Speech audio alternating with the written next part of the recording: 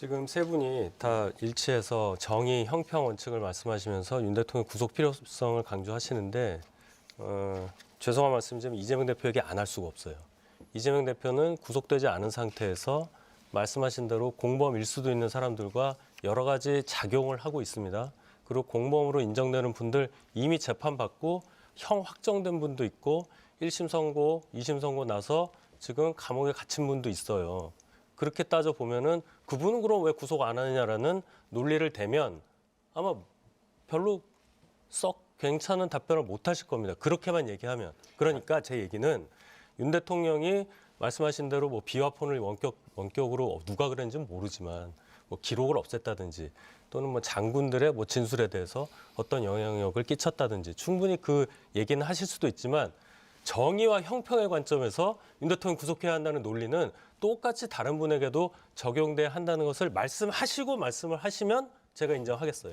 그 정의와 형평 관련해서 말씀을 좀 드리면 저는 지금 그 윤석열 대통령 취임 이후에 그 국민들이 바라보는 정의와 형평, 공정과 상식에 대해서 두 사람에 대해서 굉장히 현격한 차이를 보고 있습니다. 수사와 재판과 관련해서요.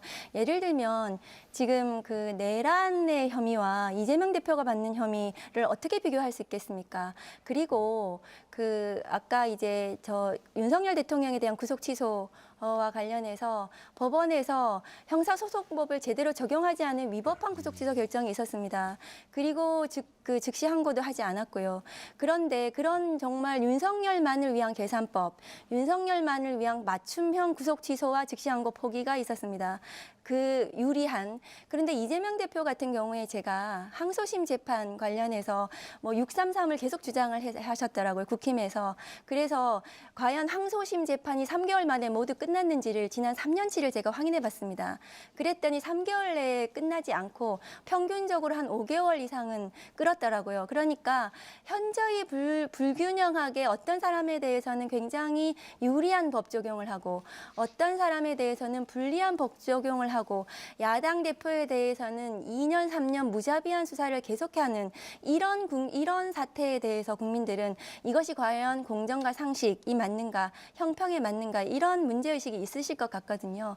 그래서 계속해서 국민의힘 쪽에서는 하나의 전략 이재명밖에 없는 그 전략을 저는 이제는 포기하셔야 된다 이렇게 생각합니다. 633은요. 조희대 대법원장이 말씀하신 거예요. 그래서요. 그분이 저희 당 당원이 아니에요. 그래서요. 그래서 네. 3개월을 주장하셔서 지금 3개월 만에 선고가 나게 생겼는데요.